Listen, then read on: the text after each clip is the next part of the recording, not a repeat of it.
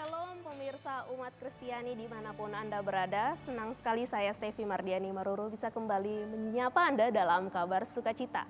Dan tema kita kali ini yaitu tentang waktu.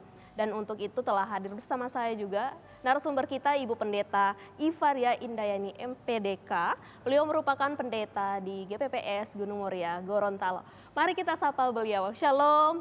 Shalom. Ibu Pendeta apa kabar? Baik, puji Tuhan. Luar biasa baik. Ibu Pendeta dan pemirsa di rumah, sebelum kita bersama-sama belajar lewat kebenaran firman Tuhan kita pada saat ini, kita akan awali dengan doa dan minta kesediaan Ibu Pendeta untuk bisa menuntun kita di dalam doa. Mari kita bersama-sama berdoa, memohon kemurahan dan kasih Tuhan. Bapa di sorga, kami bersyukur buat kebaikan dan anugerah Tuhan. Segala sesuatu yang terjadi dalam hidup kami karena anugerah Tuhan. Dan hari ini kami bersama-sama dengan seluruh umat Kristiani yang ada, kami mau belajar tentang bagaimana kami menggunakan waktu seperti yang dikehendaki Tuhan. Sehingga apapun yang dipercayakan dalam hidup kami itu bisa berjalan dengan optimal dan menjadi berkat bagi orang lain serta menyenangkan hati-Mu ya Tuhan. Kami bersyukur dan menyerahkan segala sesuatunya ke dalam tangan Tuhan. Dalam nama Tuhan Yesus Kristus kami berdoa dan kami mengucap syukur. Amin. Amin. Kita lanjutkan dengan pembacaan Alkitab, Bu. Baik. Shalom, umat Kristiani yang dikasihi oleh Tuhan. Hari ini kita akan bersama-sama belajar dari Efesus pasal yang kelima ayat 15 sampai 16 yang berkata, karena itu perhatikanlah dengan seksama bagaimana kamu hidup. Janganlah seperti orang bebal tetapi seperti orang arif. Dan pergunakanlah waktu yang ada karena hari-hari ini adalah jahat. Puji Tuhan. Bapak Ibu Saudara yang dikasihi oleh Tuhan. Kalau kita bicara tentang waktu, ada satu kutipan yang menarik yang perlu kita perhatikan. Life teaches us to make a good use of time.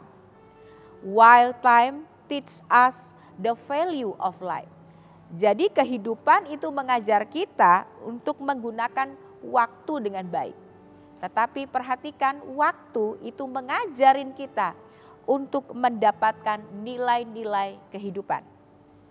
Kalau kita bicara di dalam kebenaran firman Tuhan, tadi dikatakan bahwa kita harus memperhatikan dengan seksama bagaimana kita harus hidup.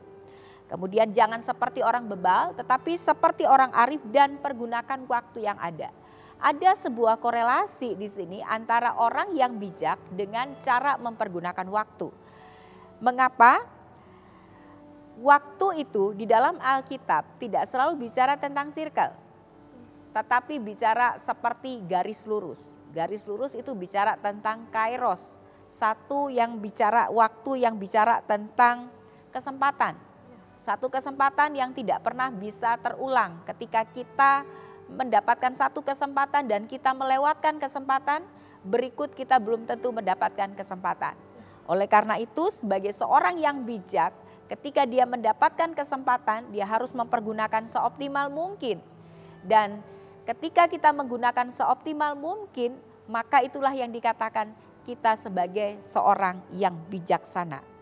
Nah kemudian kesempatan, kita harus ingat, bicara tentang waktu dalam kairos, dalam bahasa Yunani itu seringkali nggak datang 2 kali. Seringkali cuma 1 kali, karena itu ketika dapat kesempatan jangan lewatkan, pergunakan sebaik mungkin. Ya, saya kembali mengkaitkan tentang penggunaan waktu ini juga pemazmur, dalam Mazmur 90 ayat 12 itu berkata bahwa ajari kami menghitung hari-hari kami sedemikian hingga kami beroleh hari yang bijaksana. Artinya bahwa memang betul kebijaksanaan itu juga dapat dilihat dengan bagaimana kita menggunakan waktu kita. Setiap orang punya kesempatan yang sama, 24 jam dalam sehari, 7 hari dalam 1 minggu, 30 hari dalam 1 bulan, 52 minggu dalam setahun dan 365 atau 366 hari dalam setahun. Tapi pertanyaannya, apakah hasilnya sama dari setiap orang? Tergantung dari bagaimana kita mempergunakan waktu itu sebijaksana mungkin. Nah Daud di sini mengatakan begini, ajari kami menghitung. Kalau kita bicara tentang menghitung, setidaknya kita itu bicara tentang yang pertama penambahan, pengurangan, pembagian, dan perkalian. Benar. Nah Kemudian kalau kita bicara tentang penambahan berarti kita bicara bahwa dengan beriringnya waktu berarti secara kuantitas kita menjalani hari-hari itu berarti juga kita harus menambah kualitas dari bagaimana kita menggunakan waktu kita. Kemudian yang kedua kita bicara tentang misalnya pengurangan. Kalau kita bicara pengurangan, misalnya hari ini saya berulang tahun yang ke-50. Berarti memang usia saya bertambah. Tapi sekaligus kita harus ingat usia kita juga berkurang setahun. Jadi bicara tentang ketika kita mengalami pertambahan tapi sekaligus pengurangan dalam waktu hidup kita. Karena itu kita mesti maksimal dalam menggunakan waktu sesuai dengan kehendak Tuhan. Kemudian kita bicara tentang pembagian. Pembagian itu bagaimana kita membagi waktu-waktu kita sesuai dengan prioritas. Efesus pasal 5 mengatakan ayat 15 sampai 17 mengatakan bagaimana seharusnya kita menggunakan waktu adalah sesuai dengan apa yang dikehendaki Tuhan. Jadi kehendak Tuhan itu menjadi prioritas utama dalam kita menggunakan waktu. Selanjutnya kita mengatakan ada perkalian. Perkalian itu bicara pelipat gandaan. Jadi kalau 5 kali 1 tuh 1 dilipat gandakan 5 kali berarti jadi 5 gitu ya. Jadi bagaimana kita pada hari-hari ini kita melipat gandakan waktu kita dengan kita menjadi lebih banyak menjadi berkat buat orang lain. Kurang lebih itu yang bisa dibagikan tentang bagaimana kita melihat dan menggunakan waktu dari cara pandang Alkitab. Ya menarik sekali. Jadi kita belajar tentang waktu itu pasti Bu Pendeta tentang pengurangan, pembagian, dan penambahan tentunya. Nah pada kembali lagi ke ayat ke-16 ini menarik sekali Ibu Pendeta. Dikatakan bahwa dan pergunakanlah waktu yang ada karena hari-hari ini adalah jahat. Ini setiap hari sebenarnya baik. Tetapi kenapa di Alkitab dikatakan bahwa hari-hari ini jahat? Hari-hari jahat ini seperti apa Bu Pendeta yang perlu kita waspadai? Ya, kalau kita bicara tentang hari-hari yang jahat, kita hidup di dalam dunia yang dipengaruhi oleh sistem, dipengaruhi oleh gaya hidup. Artinya bahwa ada banyak hal yang bisa membuat kita kehilangan fokus sehingga kita lebih banyak menggunakan waktu itu untuk hal-hal yang sia-sia. Berkembangnya media sosial tidak salah. Media sosial itu adalah satu alat yang netral menurut saya yang bisa dipergunakan untuk hal yang baik.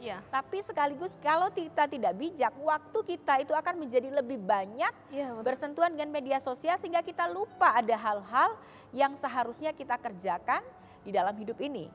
Itulah yang dikatakan bahwa hari-hari yang jahat berbicara tentang bagaimana hari-hari ini mempengaruhi kita dengan gaya hidup, dengan hal-hal yang mungkin membuat kita kehilangan fokus dalam menggunakan waktu seefektif mungkin. Begitu. Nah, pada pembacaan juga dibagi antara 2 orang Bu Pendeta, orang bebal dan orang arif. Nah, dikategorikan sebagai orang bebal seperti apa dan orang arif seperti apa sebenarnya kalau untuk di tengah-tengah dunia seperti saat ini Bu Pendeta?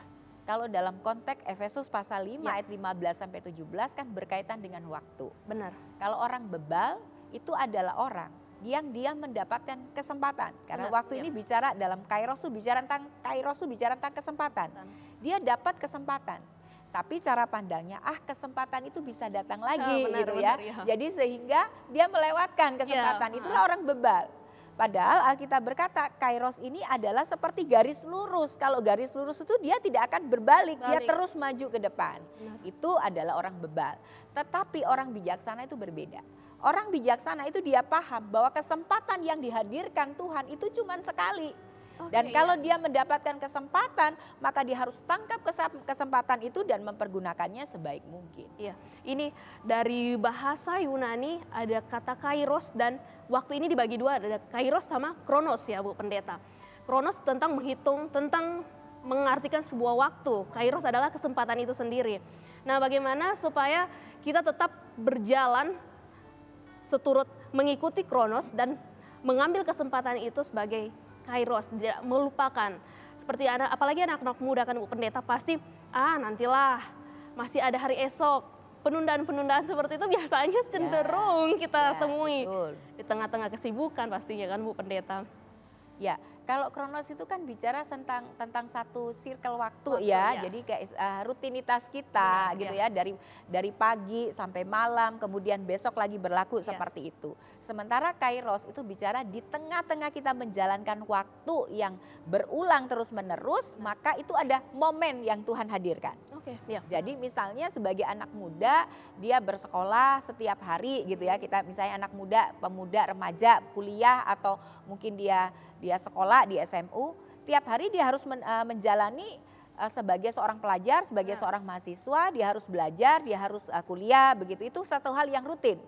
Tapi di tengah-tengah itu misalnya ketika dia mendapatkan sebuah kesempatan untuk maju misalnya dalam sebuah lomba misalnya. Ya. Tapi kemudian dia berkata, aku nggak bisa gitu, Iya, atau mungkin susah nih kalau ikut lomba kan mesti ada waktunya, mesti ada prepare dan sebagainya gitu ya.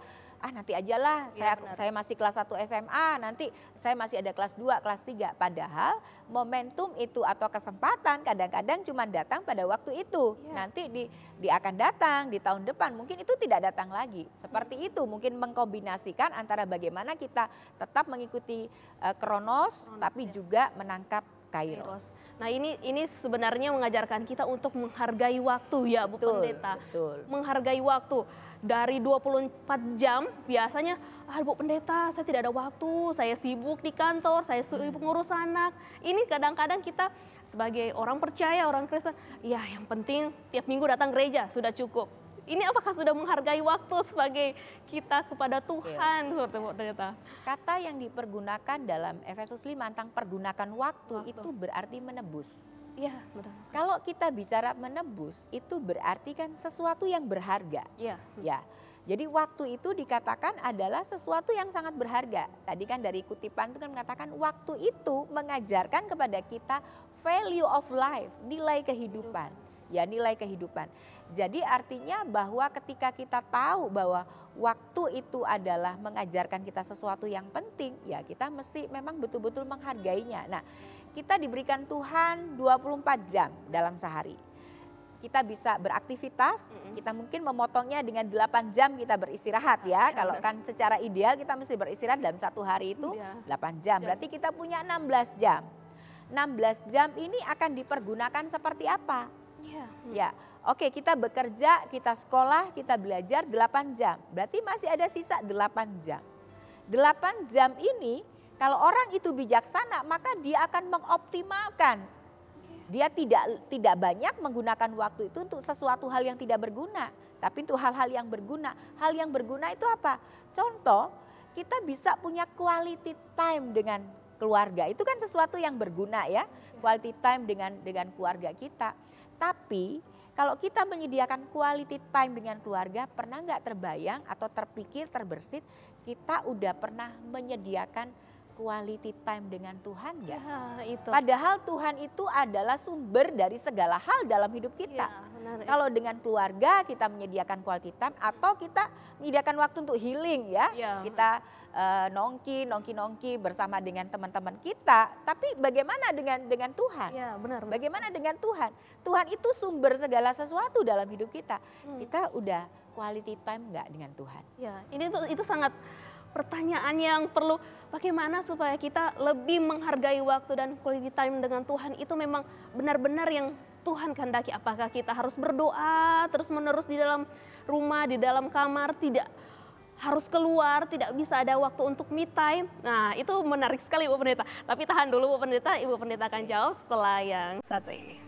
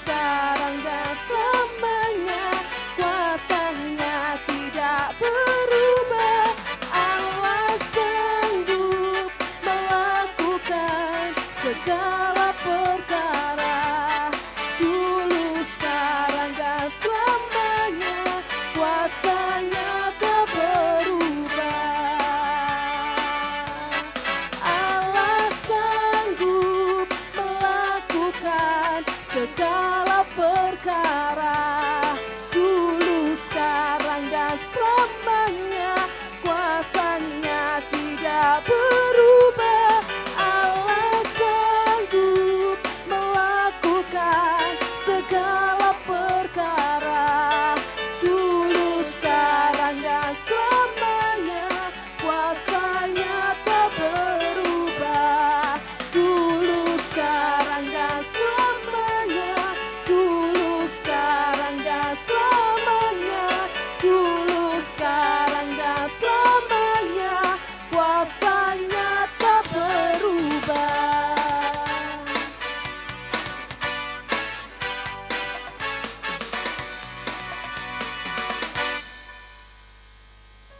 Terima kasih pemirsa, Anda masih bersama kami dalam Kabar Sukacita dengan tema kita kali ini waktu.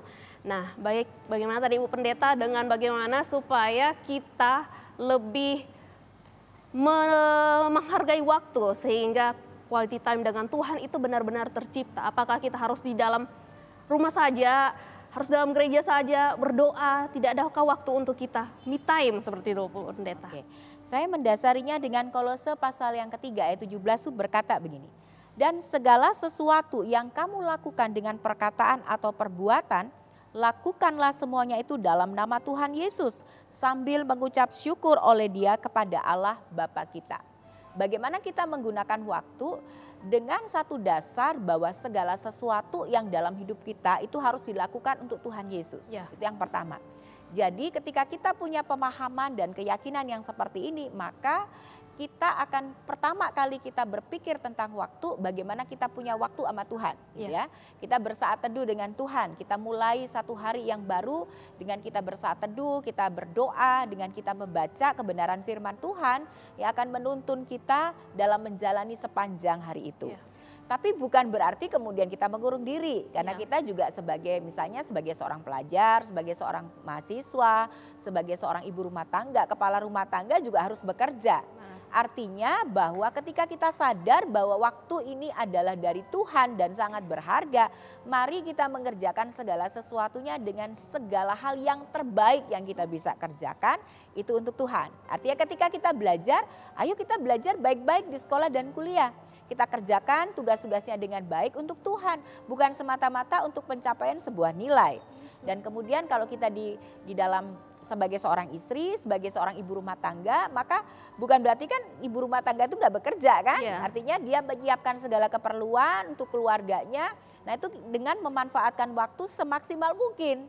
Jadi mungkin mengurangi waktu untuk nonton sinetron gitu ya, atau TikTok gitu kan, atau IG ya, mungkin bagi status di IG, oh belum status nih, belum benar, mesti dikurangin gitu ya, dengan kita lebih mengutamakan dengan menyiapkan segala kebutuhan keperluan keluarga kita. Jadi itu yang biasanya memaksimalkan waktu untuk Tuhan gitu ya. Nah, sebagai kepala rumah tangga dia kan bekerja nih, bekerja. Nah ketika dia bekerja entah sebagai seorang entrepreneur atau sebagai seorang owner sebuah usaha atau sebagai seorang staff atau karyawan, ya pada waktu bekerja, bekerjalah gitu ya. Artinya jangan di tengah-tengah pekerjaan kita menggunakannya untuk misalnya update status nih gitu ya. Atau ya jangan gitu, jadi artinya bekerja sesuai dengan waktu yang ada. Nanti ketika ada waktu istirahat ya itulah yang namanya me time kan. Jadi manusia ini kan tidak seperti robot, butuh waktu juga untuk dirinya sendiri, untuk quality time dengan keluarga. Jadi pada waktu memang ada waktu istirahat ya gunakan itu memang untuk istirahat. Jangan dibalik istirahat buat kerja, waktu bekerja untuk istirahat begitu.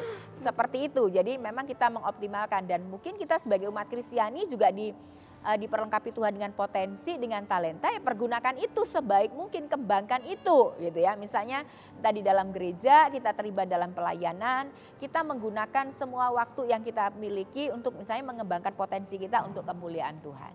Kurang lebih seperti itu. Nah, ini suatu kesempatan Kairos itu.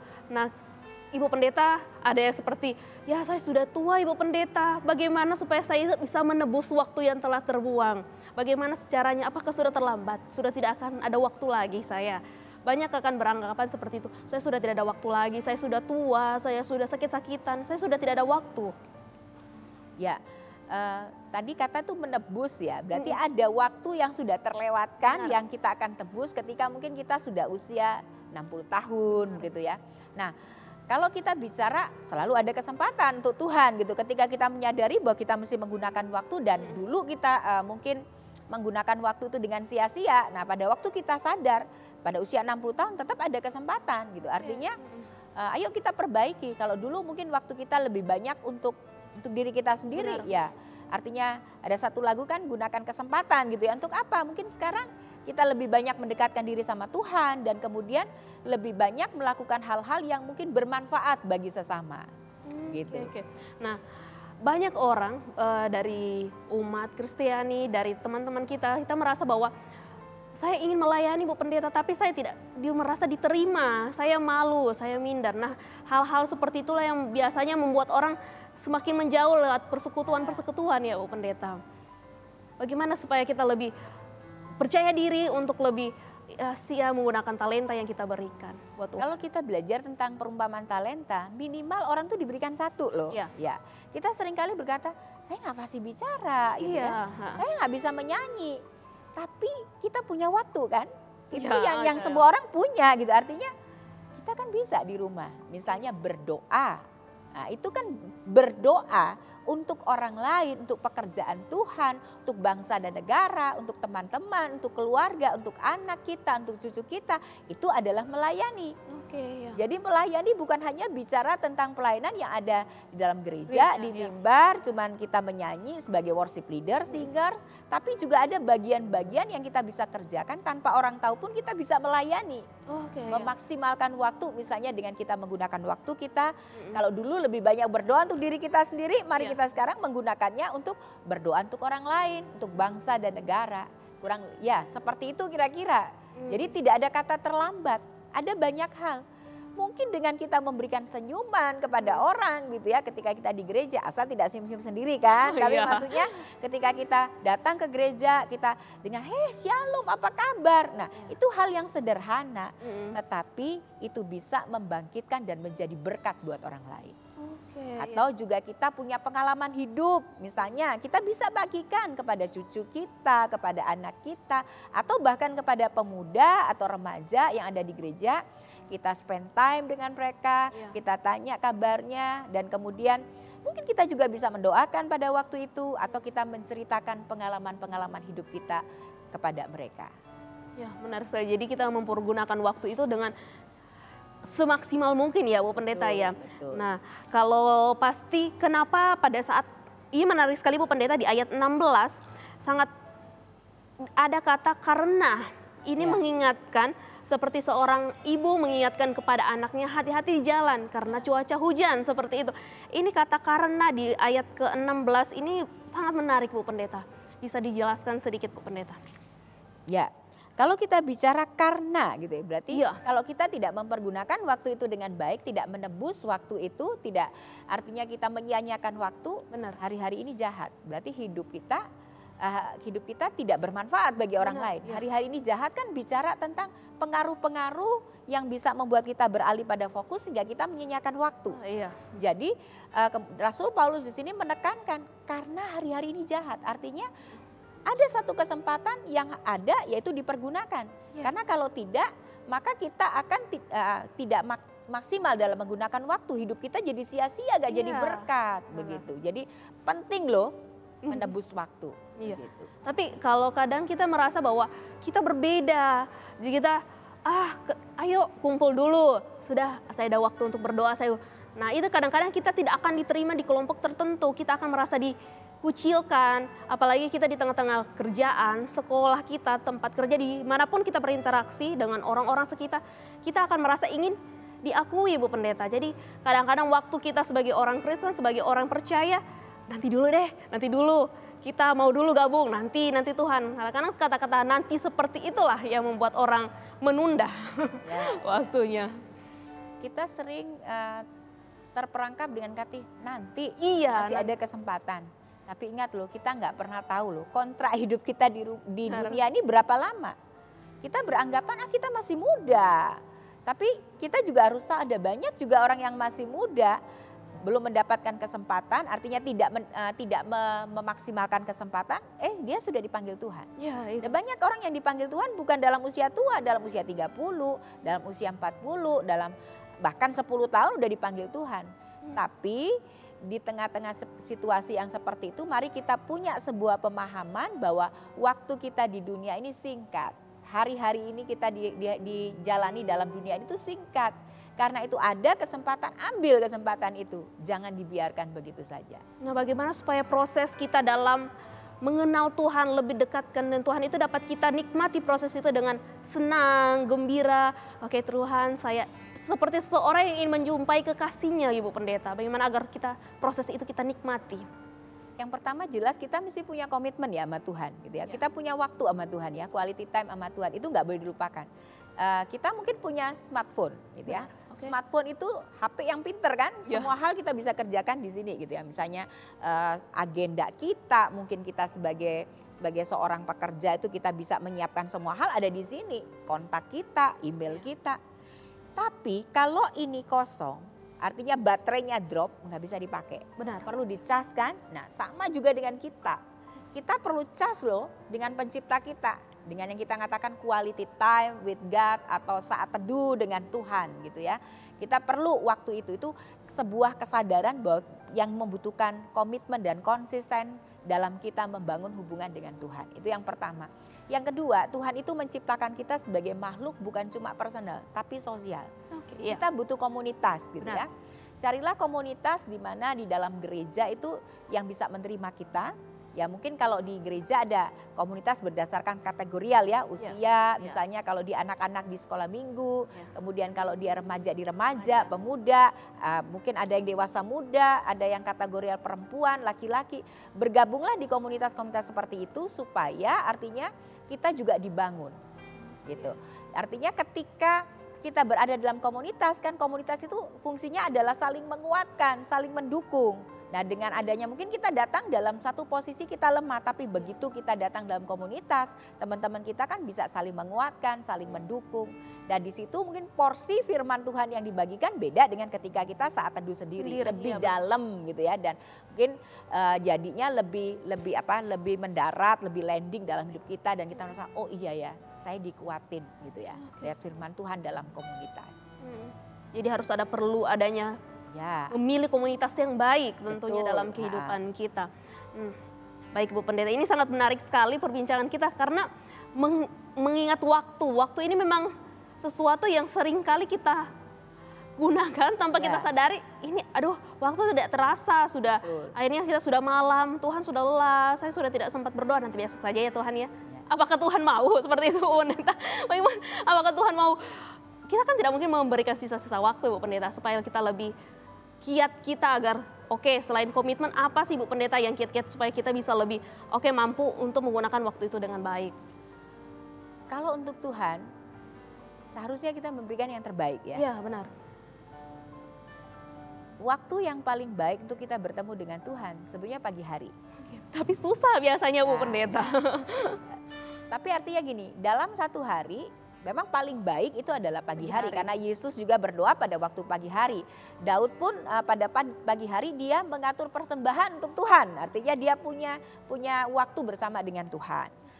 Tapi seringkali kita berkata susah gitu ya. Benar. Tapi dalam satu hari itu kan kita juga mungkin tiap-tiap orang punya waktu-waktu yang terbaik sendiri-sendiri. Misalnya rekan saya tuh berkata kalau saya paling baik waktunya malam hari.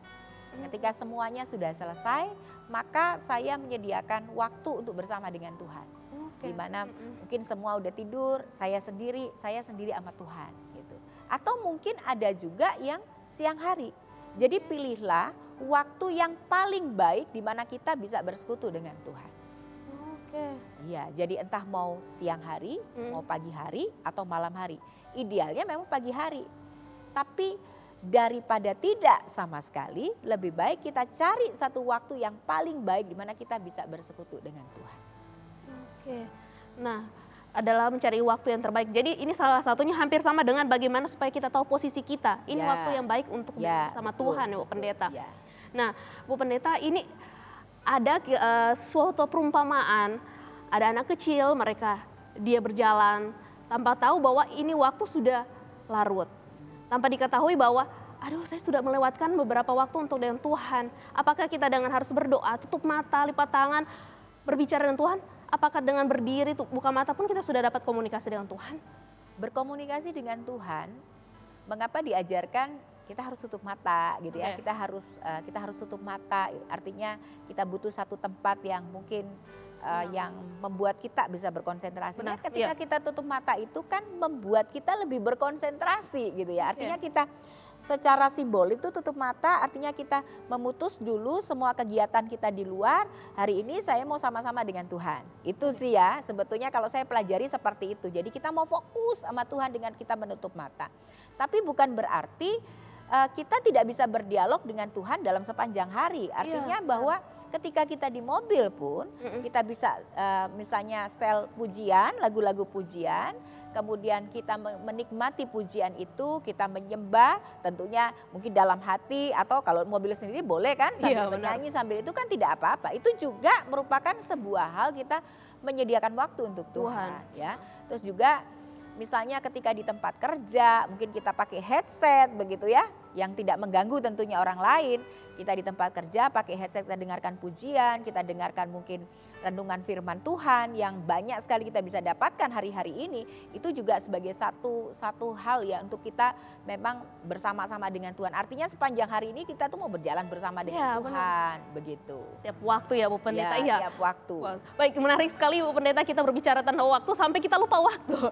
Nah, kita akan tahan dulu Bu Pendeta, kita akan kembali lagi setelah yang satu ini.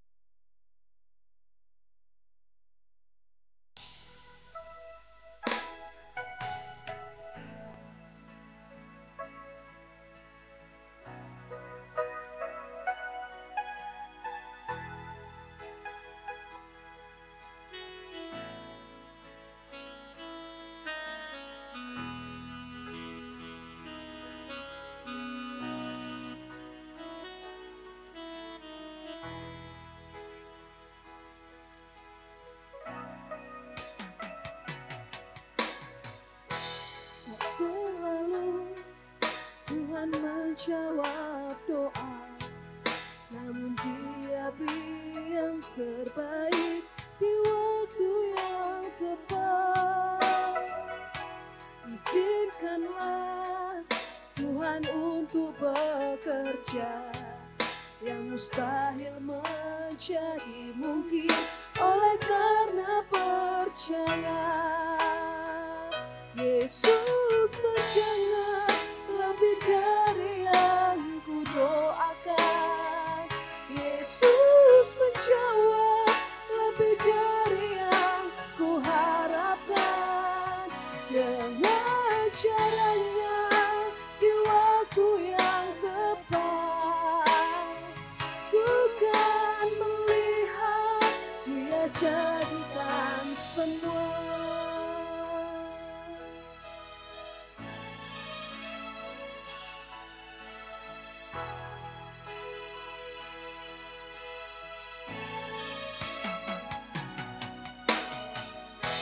Tak selalu Tuhan menjawab doa, namun Dia beri yang terbaik di waktu yang tepat. Izinkanlah Tuhan untuk bekerja, yang mustahil menjadi mungkin oleh karena percaya. Yesus mendengar lebih dari yang ku doakan. Yesus menjawab lebih dari yang ku harapkan. Dengan caranya di waktu yang tepat, ku kan melihat Dia jadikan semua. Yesus mendengar lebih dari yang ku doakan.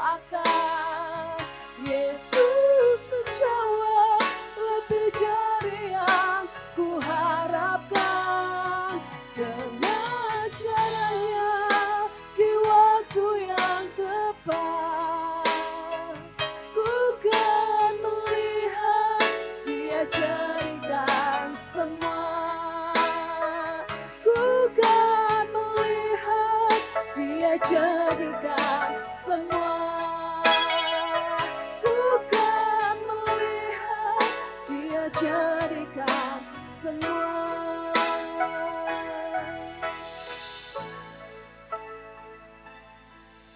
Terima kasih pemirsa, Anda masih bersama saya dalam Kabar Sukacita dengan tema kita waktu.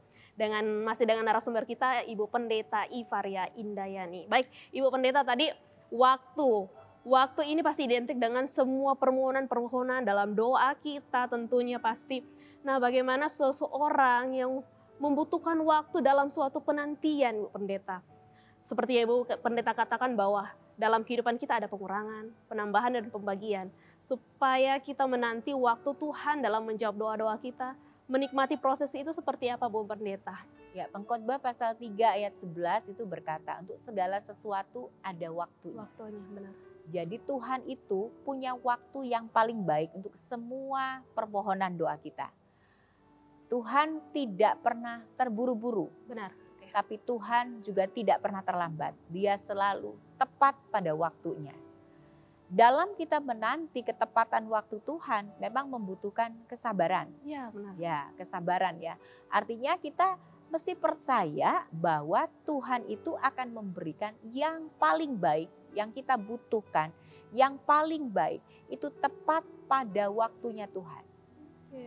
Bukan waktu kita, tapi waktu Tuhan. Dan waktu Tuhan itu selalu yang terbaik. Nah, ini bagaimana supaya kita tetap setia, Bu Pendeta, menantikan waktu yang tepat bagi Tuhan. Kadang kita merasa manusia masih lemah ya, Bu, ya, masih daging. Tuhan, ini terlalu lama, saya sudah melayani, saya sudah bersekutu dengan Engkau Tuhan, saya sudah mengesampingkan dengan me time saya yang harusnya saya harus dengan teman-teman. Tetapi waktu saya, permohonan saya ini Tuhan masih lama, kenapa belum terjawab, Bu Pendeta? Ya memang itulah cara pandang manusia dengan cara pandang Tuhan itu berbeda. Jalan Tuhan dengan jalan manusia itu berbeda. Apalagi kita ini sedang berada dalam zaman yang serba instan. Benar, ya. Ketika minum kopi gak usah lagi merebus air gitu ya. Tapi langsung saset kopi dituang, dikasih air panas jadi gitu. Mie juga begitu kan. Jadi semua serba instan, kita juga maunya instan. Benar, ya. Padahal Tuhan itu menghargai sebuah proses ya. Penantian itu bicara proses dan ingat proses itu sangat menentukan hasil yang akan kita dapatkan. Iya, benar. Kalau kita sabar menanti, artinya gini, sabar gitu ya. Mungkin penantian kita ini cuma tinggal sedikit lagi. Iya, benar. Ya, tetap sabar. Kita mesti fokus bahwa Tuhan itu selalu memberikan yang terbaik. Ketika saya menanti waktu Tuhan, saya itu selalu berkata, setiap hari saya selalu menanamkan dalam diri saya, waktu Tuhan itu yang terbaik. Waktu Tuhan itu yang terbaik. Saya percaya Tuhan gak pernah terlambat. Saya percaya Tuhan itu selalu on time. Nah, kita juga, tadi saya mengatakan bahwa persekutuan dengan Tuhan itu penting. Itulah yang membuat kita bisa memiliki kekuatan untuk kita bersabar dalam menunggu waktu Tuhan. Demikian juga ketika kita bersama-sama dengan komunitas itu meneguhkan. Jadi mengapa penting kita perlu persekutuan pribadi tapi persekutuan juga bersama-sama itu penting. Itu menolong kita. Menolong kita supaya kita itu menjadi lebih sabar dalam menunggu waktu Tuhan. Sabar. Kadang-kadang kata sabar ini sangat bertentangan dengan tekanan yang ada. Ya. Nah, omongan dari orang luar terhadap kita, kenapa ini, kadang-kadang kesabaran kita hanya setipis tisu. Ya, betul. Justru begini, ketika kita sebetulnya minta kesabaran, nah Tuhan itu memproses kita dalam hal-hal yang memang membutuhkan sabar. Benar, ya. Waktu itu yang paling, yang kita mungkin paling sulit untuk menunggu waktu. Jangankan waktu Tuhan gitu ya, waktu kita dijemput sama suami atau apa, kadang-kadang, kenapa lebih ini DP waktu gitu kan ya. Artinya bahwa kita seringkali tidak sabar. Benar. Tapi ya itulah yang namanya proses. Proses itu jangan protes gitu kan, tapi jalani dengan ucapan syukur. Ya, jalani dengan ucapan syukur. Menarik adalah bahwa ketika kita menjalani dengan ucapan syukur, mengapa Tuhan tuh meminta kita selalu mengucap syukur? Karena sebenarnya ketika kita mengucap syukur, kita mengalihkan fokus perhatian kita dari apa yang kita jalani dalam hidup ini, pergumulan kita kepada Tuhan.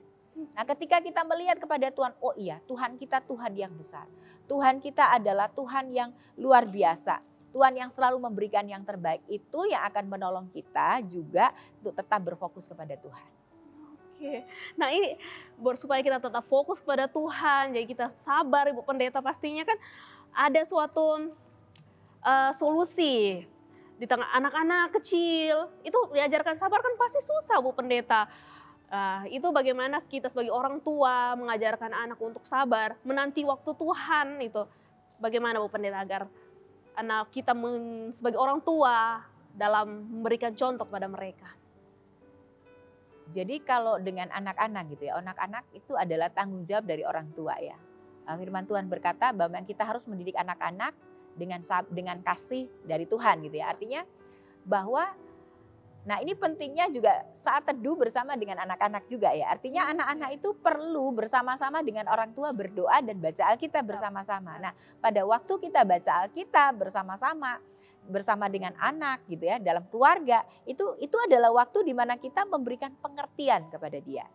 Tentunya sesuai dengan usia anak gitu ya, sesuai dengan usia anak. Contoh misalnya ketika saya dan suami dan anak saya gitu pada waktu anak saya masih kecil, masih tinggal bersama-sama dengan kami punya waktu bersama-sama gitu ya. Nah di tengah-tengah itu ketika baca Alkitab itu adalah saat di mana kami menanamkan value kepada anak-anak.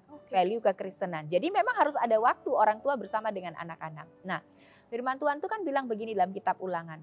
Di setiap saat ketika kita sedang duduk, ketika kita dalam perjalanan, kita mesti berbicara tentang Tuhan. Mengkaitkan segala sesuatu tentang Tuhan.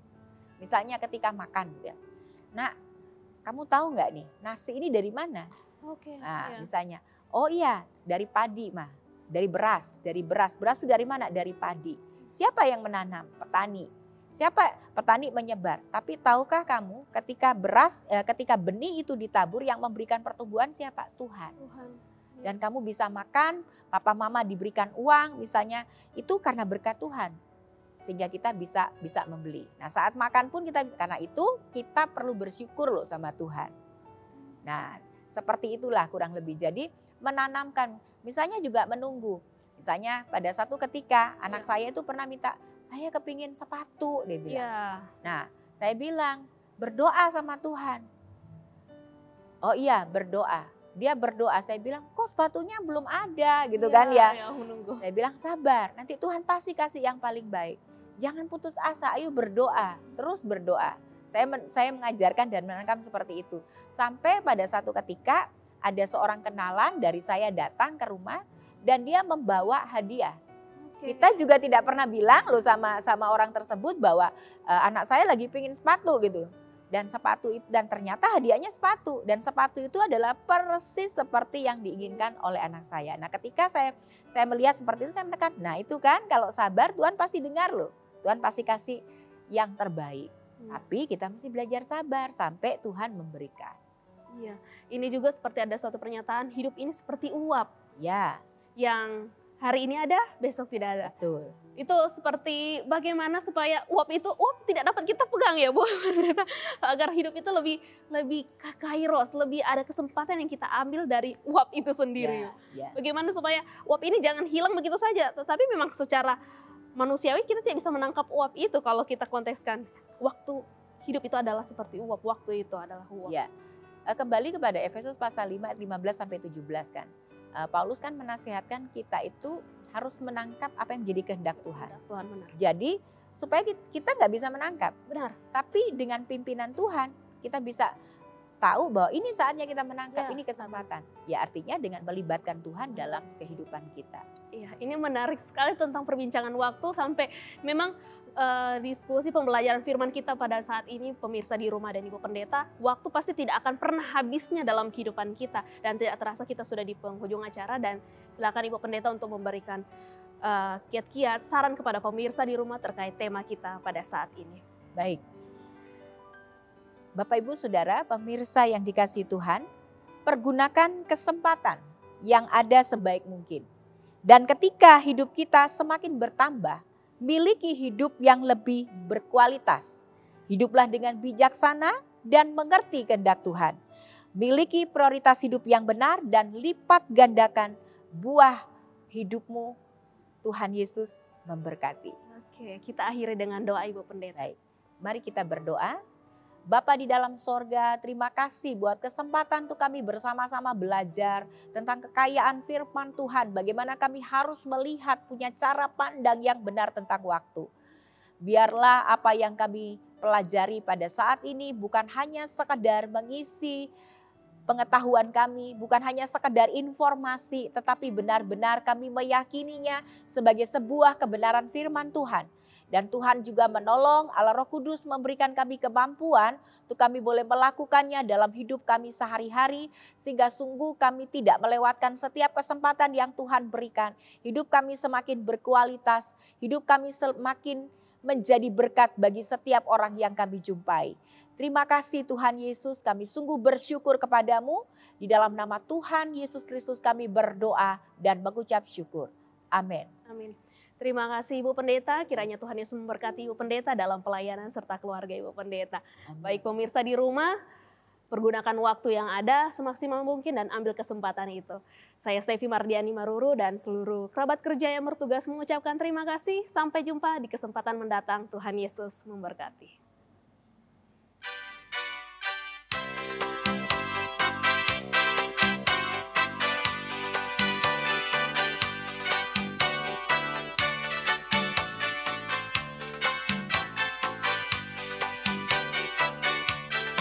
Allah itu baik, sungguh baik bagiku. Ditunjukkannya kasih setianya.